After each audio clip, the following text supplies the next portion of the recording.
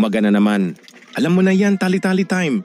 Si Dada laging excited pero ako, gusto ko pa sana matulog.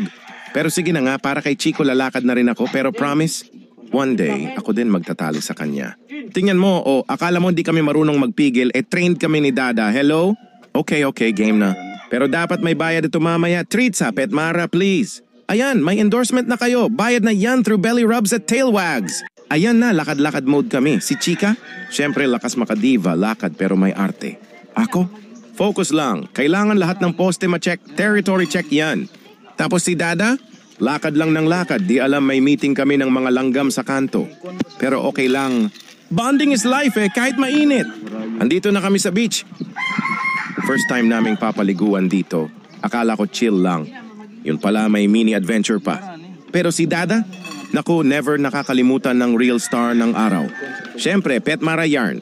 Masarap na, nakakalusog pa. Tapos alert mode agad kami ni Chico. Kaya Pet Mara. Baka naman.